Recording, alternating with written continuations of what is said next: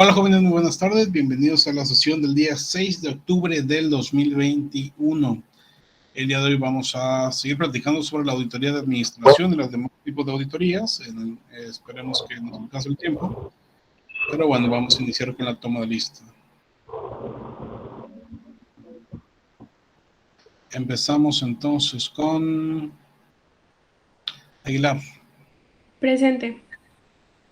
Aranda. Presente. Bernal. Presente, profe. Negra. Cantú. Profe, creo que me...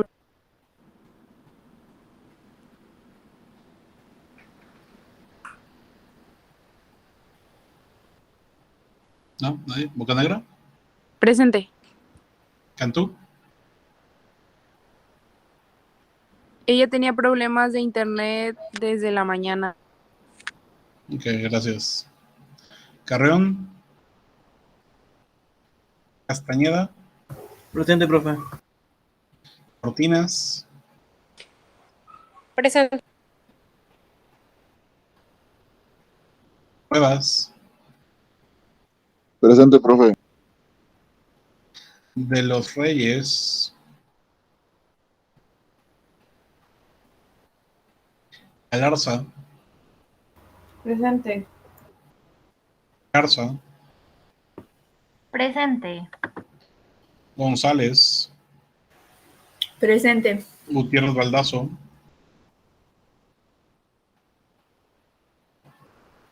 Gutiérrez Valderas. Presente, profe. Jiménez. Presente, profe. Limón.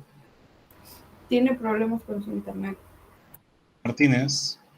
Presente, profe. Morales. Metro. Presente. Ramos. Presente. Santillán.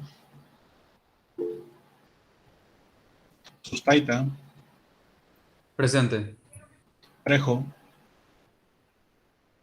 Presente. Valle. Presente. Zúñiga. Presente, profe. Entonces, repasamos los que faltaron. Cantú, me comentaron que tenía problemas. Carrión, pues bueno, ya lo perdimos. De los Reyes.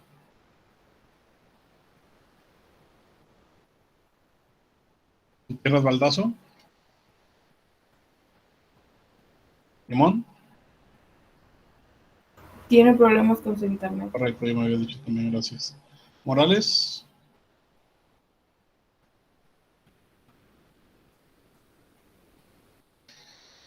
Bien, vamos entonces a avanzar. El día de hoy, como les decía, vamos a seguir platicando sobre la auditoría de administración que tiene que ver con la auditoría por departamentos que estamos haciendo. ¿Para qué estamos haciendo esto? ¿Cuál es el objetivo de hacer estas auditorías o estas preguntas?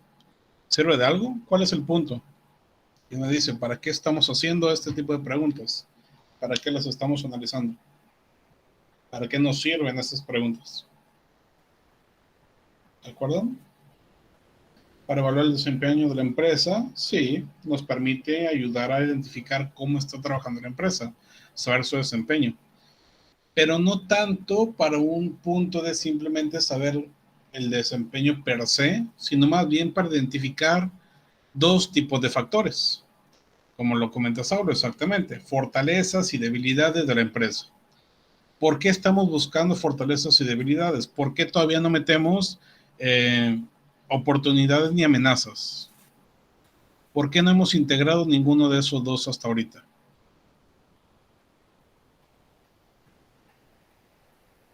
¿Por qué nos hemos enfocado en fortalezas y debilidades nada más? Básicamente porque estamos en la parte interna, estamos en la auditoría interna, ¿ok? Fortalezas y debilidades. Los otros dos, oportunidades y amenazas, vendrán en la externa.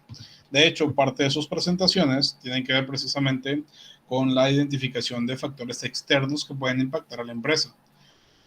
Habíamos dicho originalmente que el día de mañana jueves iniciábamos con las exposiciones, Pero bueno, nos hemos retrasado un poquito con el tema de las preguntas de la auditoría, entonces vamos a iniciar muy probablemente hasta la próxima semana, ¿vale? Entonces, no se preocupen, no vamos a trabajar esta semana con sus exposiciones, sino hasta la próxima para que por ahí vayan acomodando sus equipos. Bien, entonces, el día de ayer platicábamos sobre la auditoría de administración. Por ejemplo, en la primera pregunta comentábamos los diferentes conceptos de administración estratégica que deberíamos checar si tiene una empresa o no. ¿Qué cosas son esos conceptos de los que nos habla la primera pregunta? ¿Qué debemos identificar si es que una empresa tiene o no tiene? Ángel nos dice misión, correcto. ¿Cuál más, Ramos? Con la filosofía empresarial se hace la misión y visión. La filosofía empresarial, correcto, que incluye misión, visión, valores. Bien, objetivos también nos comentan, correcto. Ahí le podemos agregar planes y estrategias, también como ya lo plantean en el chat. Exactamente. Entonces, si nosotros consideramos que una empresa, mejor dicho, si nosotros vemos que una empresa sí tiene misión, visión, valores, objetivos, planes y estrategias, podemos hablar de que la empresa sí tiene conceptos utilizados de administración estratégica.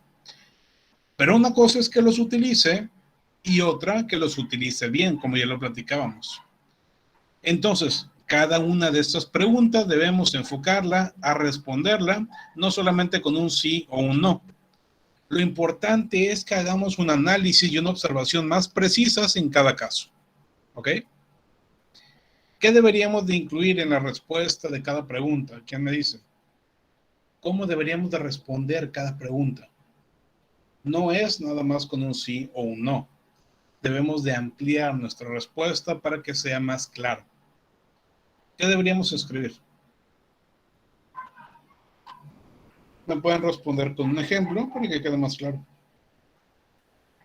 ¿Cómo podríamos responder a esa primera pregunta? Guaye nos dice que hay que justificar la respuesta. Básicamente es eso, hay que dar una justificación de por qué decimos una u otra cosa. Pero además, debemos de plantear si consideramos que se trata de una fortaleza o si es una debilidad de la empresa.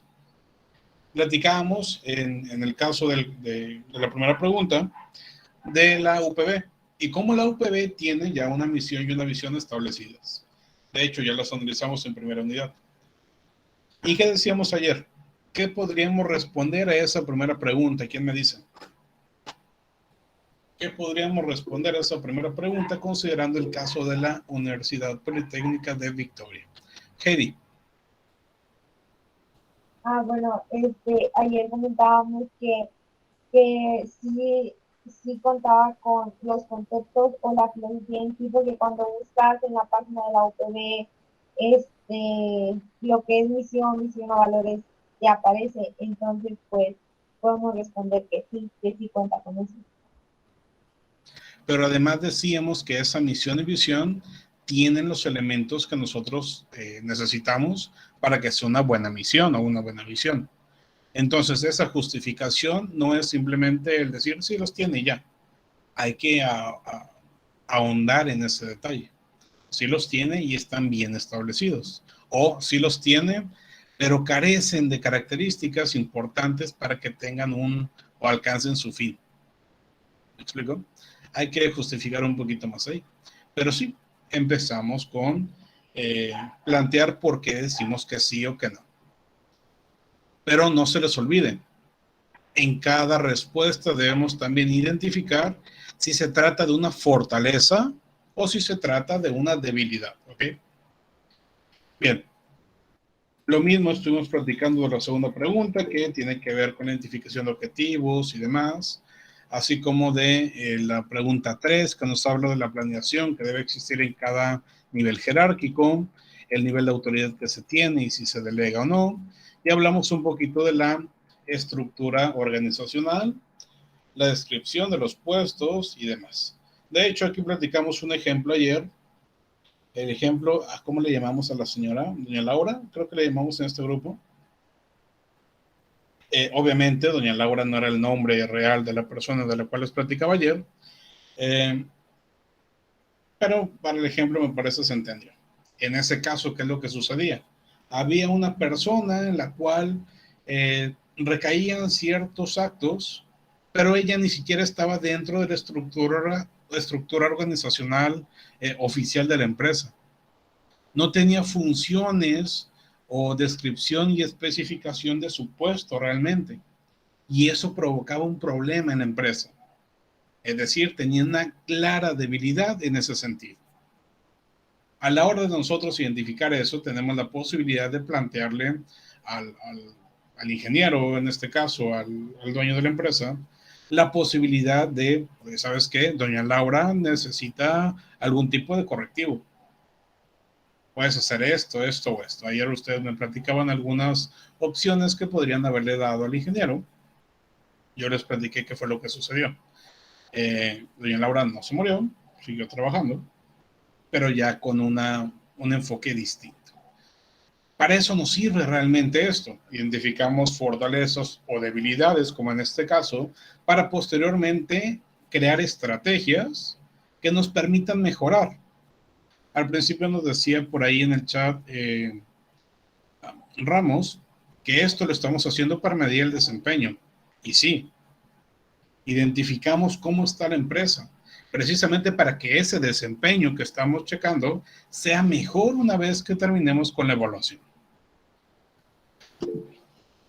Exacto, esta es la parte de diagnóstico y tal cual se llama dentro del proceso de administración estratégica del modelo que comentamos desde la primera unidad. Estamos en la etapa de diagnóstico. Por eso esta evaluación del desempeño se tiene que enfocar hacia eso. Bien, vamos entonces a la siguiente pregunta. La pregunta 7 que nos habla sobre la moral de los empleados. ¿Es alta la moral de los empleados? En este caso, ¿cómo lo podríamos medir? ¿Qué se les ocurre? ¿De qué manera podemos saber qué tan alta es la moral de los empleados? Sabemos, por ejemplo, que una misión o visión lo podemos identificar simplemente viendo si existe, si está publicado, si está en algún lugar. Lo mismo con objetivos, planeación y tal. Pero la moral, ¿cómo la podríamos identificar? Nos habla dentro del chat sobre las finanzas. No necesariamente. Las finanzas no hablan directamente de la moral. Más bien la moral tiene que ver un poquito más con las acciones de los trabajadores, como nos comenta Ángel. Nos dice él, agregando estrategias que permitan darnos cuenta. Sí, precisamente, ¿qué estrategias? Es a lo que me refiero. ¿Qué estrategias podríamos utilizar para identificar la moral de los empleados?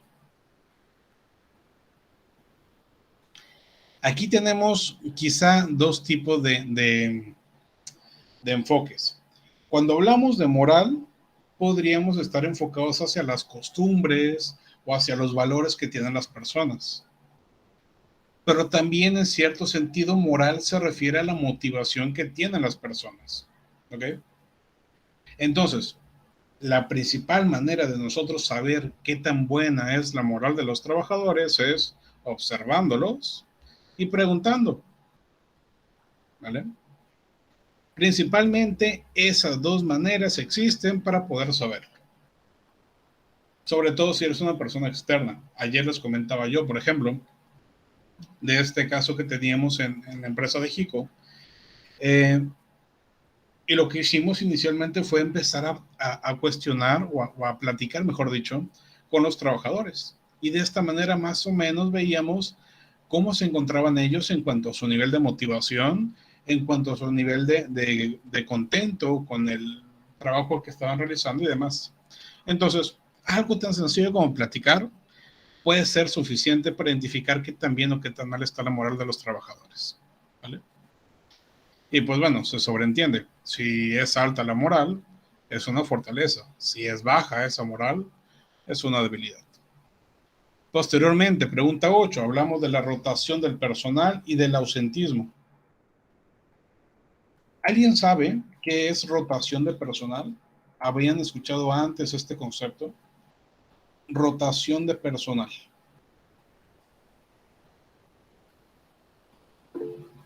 Ángel,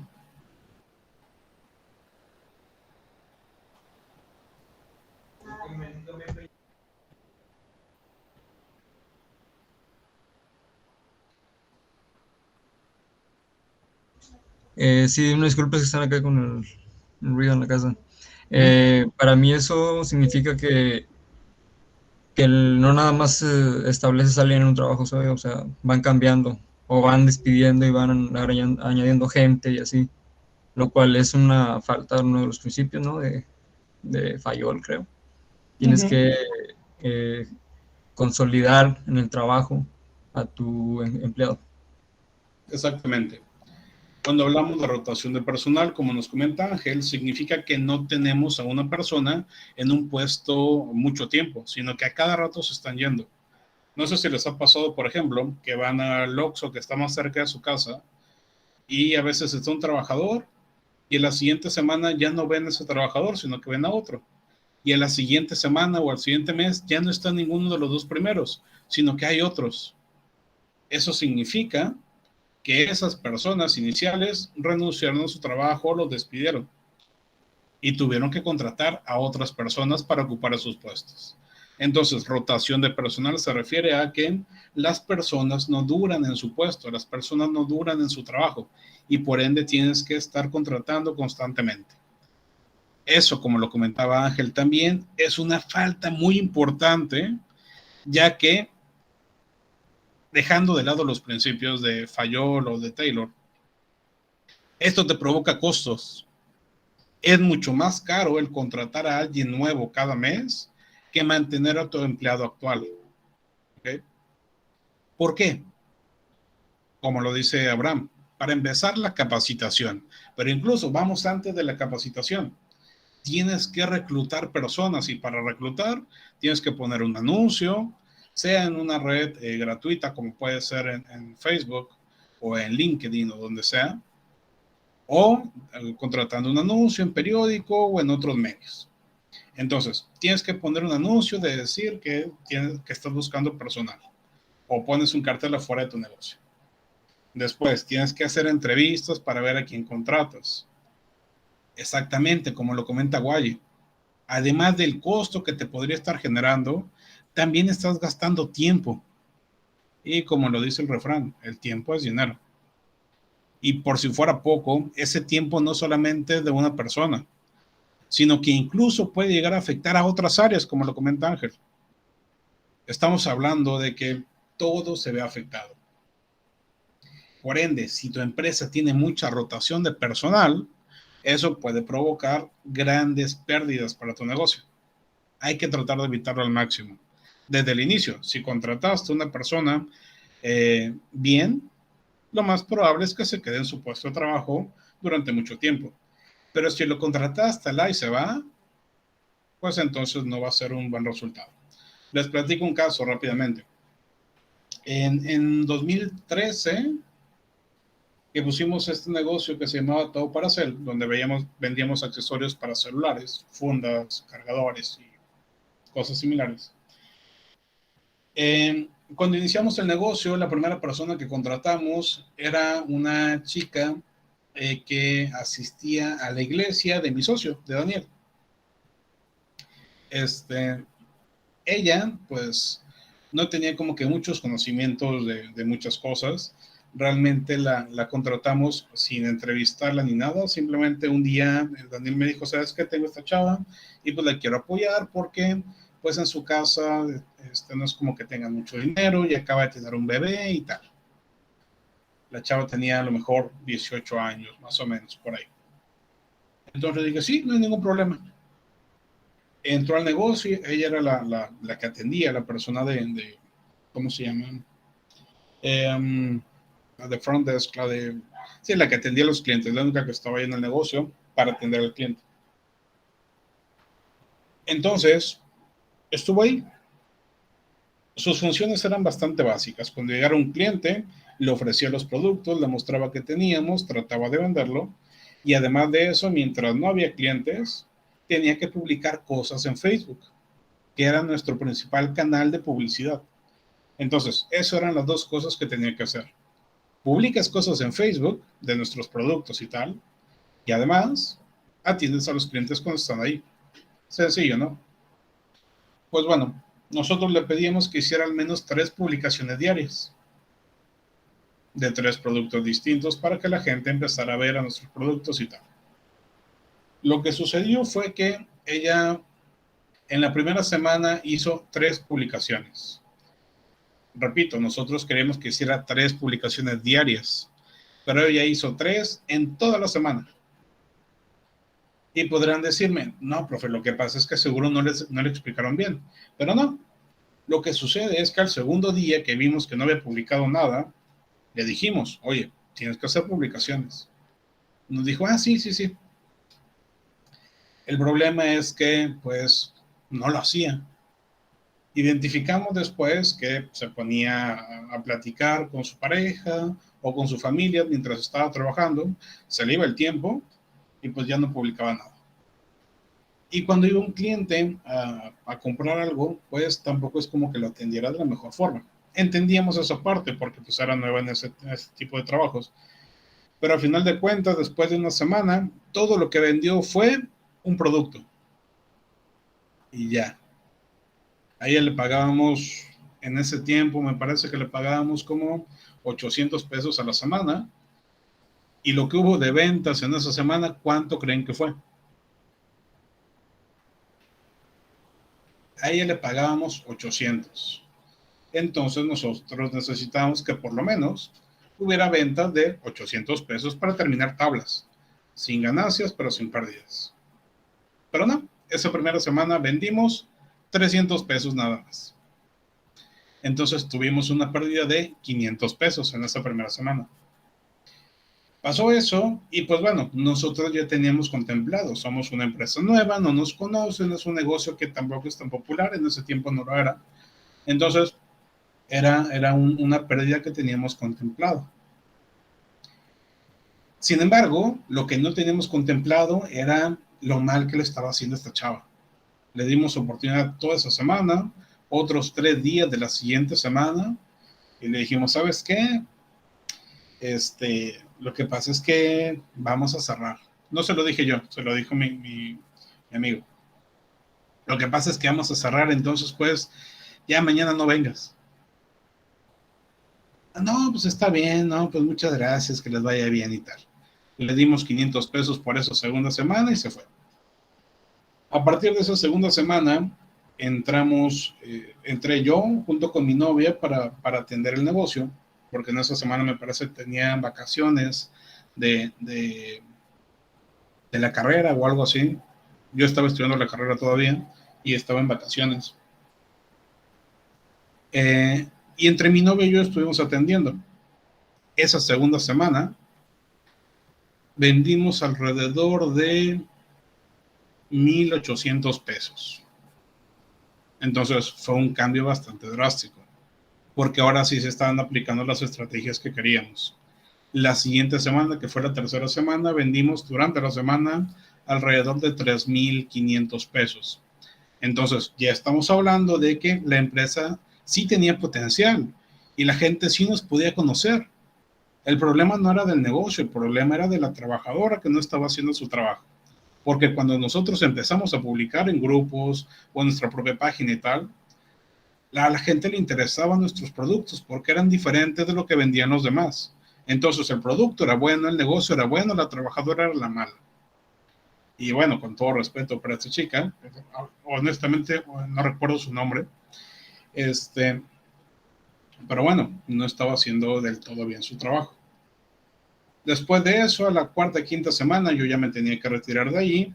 Dejé a mi novia 1 o 2 semanas más, en lo que contratábamos a alguien. Mi novia también estaba estudiando en ese momento, acababa de empezar su carrera, entonces tampoco se podía quedar. Pero en este caso, le dije a Daniel, ¿sabes qué? No vamos a contratar a una persona nada más así.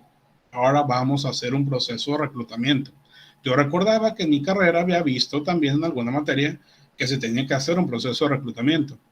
Entonces empezamos a publicar en Facebook, ya teníamos, no sé, unos 500, 600 seguidores en nuestra página. Publicamos, estamos buscando trabajador que atienda en mostrador. Y nos llegaron varias solicitudes, nos llegaron varios mensajes, descartamos rápidamente algunos.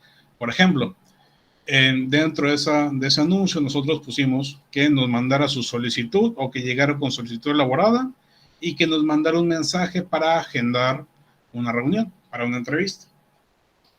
Yo realicé las entrevistas en esa ocasión. Fue la primera vez que hice entrevistas de reclutamiento. Fue una gran experiencia en ese caso. Pero desde ese inicio, cuando nos mandaban sus mensajes, podíamos identificar quién lo hacía bien y quién no. Por ejemplo, en el anuncio yo puse exactamente que nos mandaran un correo electrónico a cierta dirección. Pero la gente no lo hacía. Nos empezó a mandar mensajes a través de inbox, en ese tiempo no existía Messenger, era simplemente inbox, mensaje privado en Facebook. Entonces, a través de ese mecanismo es donde empezaban a enviar mensajes. Y como lo hacen muchas personas, y muchos específicamente de su generación incluso, no utilizaban un lenguaje formal. No parecía que estuvieran buscando un trabajo. En lugar de decir, hola, buenas tardes, estoy interesado en el trabajo que están ofreciendo. ¿Me podría dar más información? De manera respetuosa, de manera amable, de manera formal. No.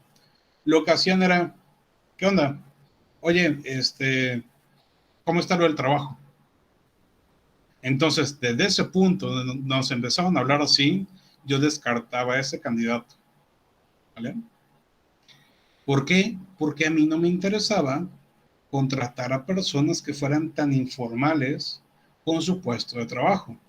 Si ni siquiera me conocían y ya me estaban empezando a hablar de manera tan, digamos, informal, pues no quería no quería saber qué pasaría cuando ya tuviéramos confianza. Entonces, no me interesaba. A final de cuentas, nos lograron contactar 5 o 6 personas a las cuales cité entrevista a los 2 días. Llegaron puntuales muchos de ellos, la mayoría. Bueno, uno de ellos de hecho no llegó. Y los empecé a entrevistar. En esa entrevista, o en esas entrevistas, llegó, por ejemplo, un primo de la que en ese momento era novia de mi socio. Me dijo, no, Enrique, dale entrevista a este chavo que es primo de mi novia. Y pues si se puede, lo dejamos, pero es tu decisión, me dice a mí. Como él ya había decidido la primera vez, en esta segunda ocasión me tocaba a mí. Lo entrevisté y honestamente el chavo tenía como que muchos problemas para socializar, muchos problemas para hablar y pues no tenía ni idea de nada de tecnología. Que era necesario porque muchas de las cosas que hacíamos eran cuestiones relacionadas con tecnología para celulares y tal. Obviamente nada a profundidad, pero por lo menos que supiera qué tipo de marcas existían y tal. Entonces lo descarté. Hubo otro chico que tenía una visión bastante clara de qué quería hacer con su vida. Él quería ser militar, quería ser soldado. Y fue una entrevista bastante rara. No sé si han visto, por ejemplo, programas de televisión donde hacen parodias de entrevistas de trabajo y llegan gente de todo tipo. Pues bueno, ese tipo de parodias sucede en la vida real.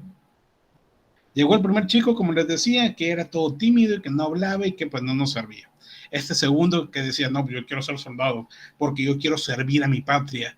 Me cagan esas personas que están matando a nuestro mundo por el narcotráfico y tal y tal y tal. O sea, literalmente así nos estaba diciendo. Entonces incluso me asustó a mí y dije, no queremos a este chico.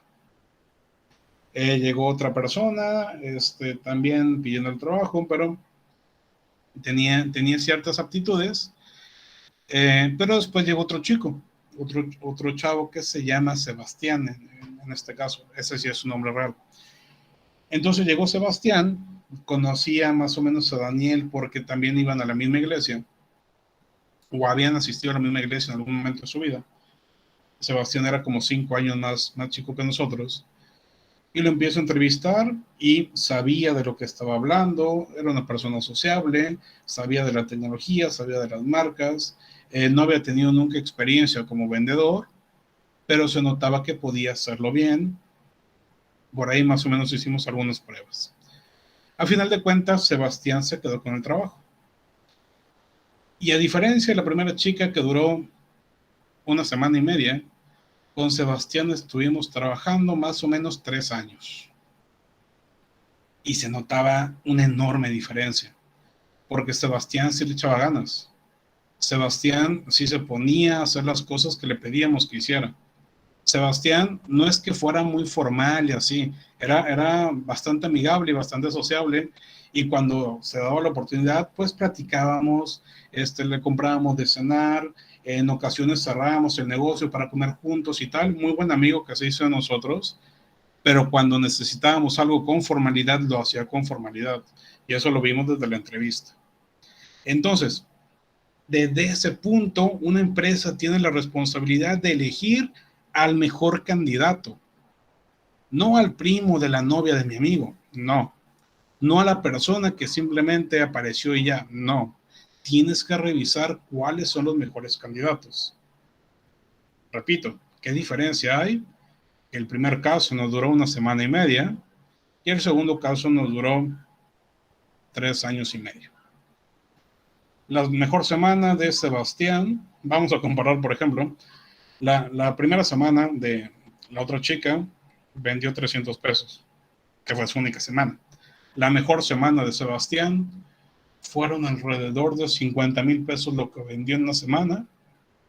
A él le aumentamos el sueldo después de un año más o menos. En lugar de pagarle 800, ya le pagábamos como 1,200 pesos a la semana, más comisiones. Se llevaba más o menos un 5% de comisiones. Entonces, imagínense cómo le fue ese diciembre a Sebastián.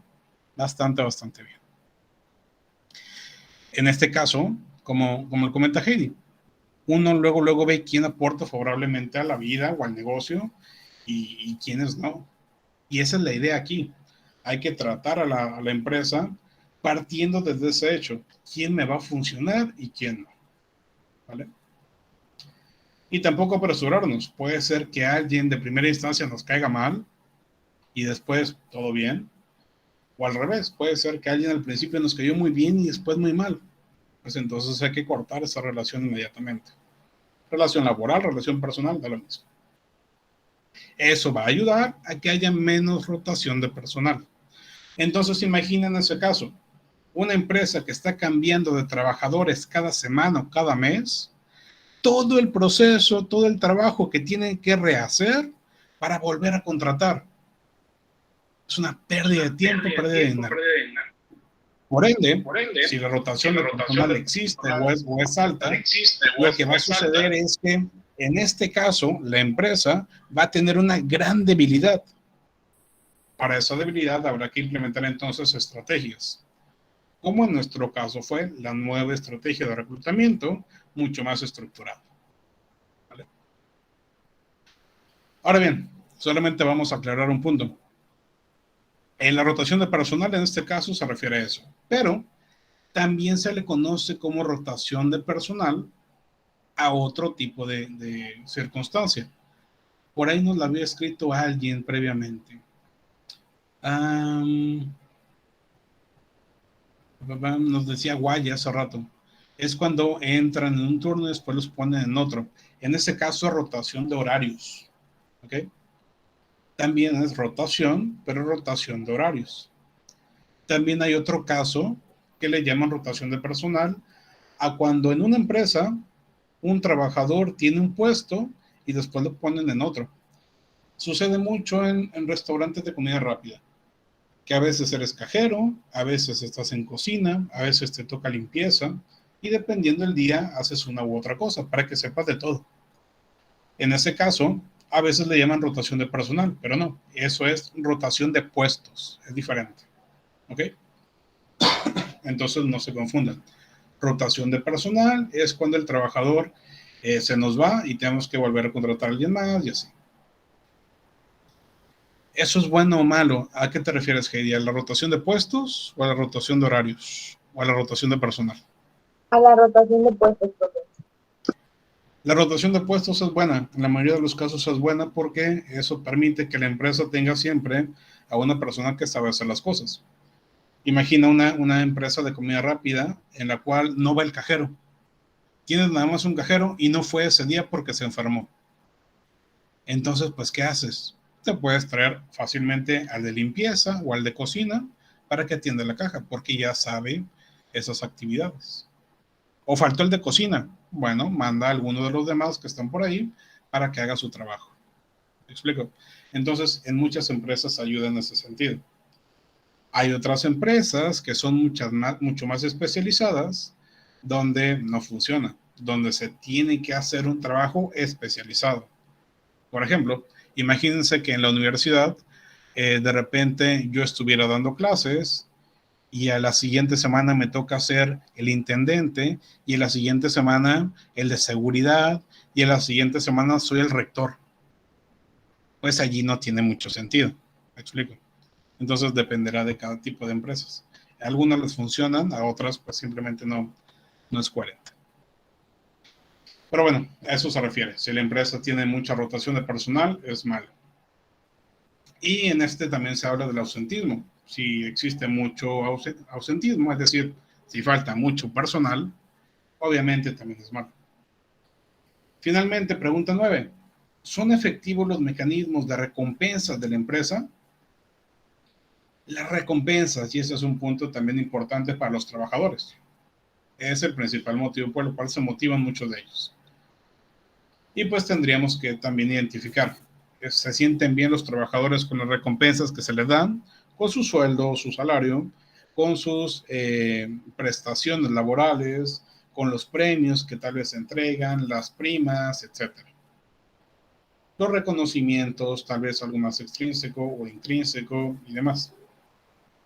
¿Qué tan bien se sienten con esas recompensas?